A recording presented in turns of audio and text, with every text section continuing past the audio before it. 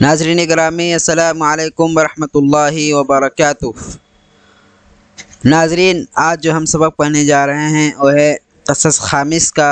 سبق چل رہا ہے ابھی، اور مسلسل ہم اسی کو پڑھتے جا رہے ہیں۔ تو آج جو سبق ہم پڑھنے جا رہے ہیں وہ ہے اظہار النساء رسول اللہ صلی اللہ علیہ وسلم، عورتوں کا رسول اللہ صلی اللہ علیہ وسلم کے لیے قربانی پیش کرنا۔ اظہار النساء یعنی عورتوں کا قربانی پیش کرنا لرسول اللہ صلی اللہ علیہ وسلم، رسول اللہ صلی اللہ علیہ وسلم کے لیے، یعنی عورتیں کس طرح سے اپنے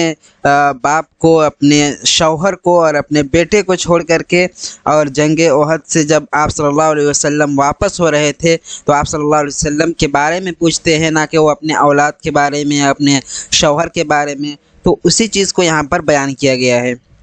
اظہار النساء رسول اللہ صلی اللہ علیہ وسلم، عورتوں کا قربان ہونا رسول اللہ صلی اللہ علیہ وسلم کے لیے، یعنی قربانی پیش کرنا، محبت کا اظہار کرنا۔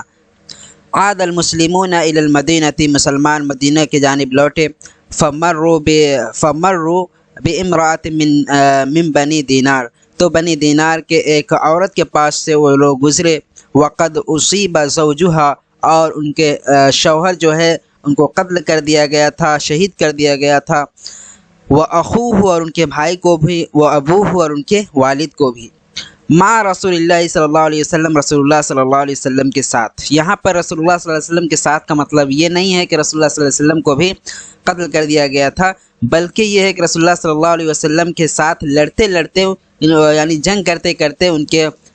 شوہر کو، ان کے بھائی کو اور ان کے باپ کو قتل کر دیا گیا تھا۔ فلما نأوا لها، جب وہ لوگ آئے ان کے پاس اور ان کے لیے، یعنی اس عورت کے لیے کیا کیا، ان کو بتائے،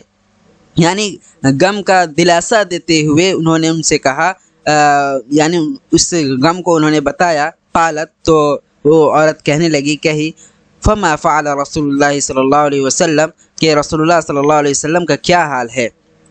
رسول اللہ صلی اللہ علیہ وسلم کیسے ہیں۔ قالوا، انہوں نے کہا، خیرا یا ام فلان، اے فلاں کی امی، وہ تو خیریت سے ہیں، یعنی اچھے ہیں، ہوا بحمد اللہ کما تحبین، اور اللہ تعالیٰ کے شکر سے، اللہ تعالیٰ کی حمد سے، یعنی تعریف سے وہ کیا ہے، بالکل اچھے ہیں جیسے کہ آپ نے چاہا، یعنی وہ اللہ کے شکر سے ہیں، یعنی اللہ کی تعریف ہے کہ وہ ٹھیک ٹھاک ہے۔ قالت، انہوں نے کہا، ارونی ہی، مجھے دکھائیے، یعنی آپ صلی اللہ علیہ وسلم کو مجھے دکھائیے، حتی انظر الیہ، یہاں تک کہ میں انہیں دیکھ لوں۔ قالت، تو انہوں نے کہا، فاشیر لها الیہ، تو ان کے جانب انہیں اشارہ کیا گیا، یعنی آپ صلی اللہ علیہ وسلم کے جانب اس عورت کو اشارہ کیا گیا۔ حتی اذا رأته، جب یہاں تک کہ جب اس عورت نے آپ صلی اللہ علیہ وسلم کو دیکھ لیا، قالت، کہا، کل مصیبت بعدک جلل، کہ ہر مصیبت یعنی ہر پریشانی آپ کے بعد جلل، آسان ہے، یعنی آپ کے بعد کوئی مصیبت نہیں ہے، ایسا لگتا ہے کہ آپ کو دیکھنے کے بعد ساری مصیبتیں ختم ہو گئی۔ جلل کا مطلب ہوتا ہے مصیبتیں، پریشانیاں، یعنی آپ کے بعد کل مصیبت، آپ کے بعد ہر مصیبت آپ کے بعد آسان ہے۔ جلل کا مطلب ہوتا ہے آسان، جلل مطلب آسان، ہین یہاں پر دیا ہوا ہے حاشیہ میں، جلل مطلب ہین، آسان۔ تو آج کے لیے اتنا ہی۔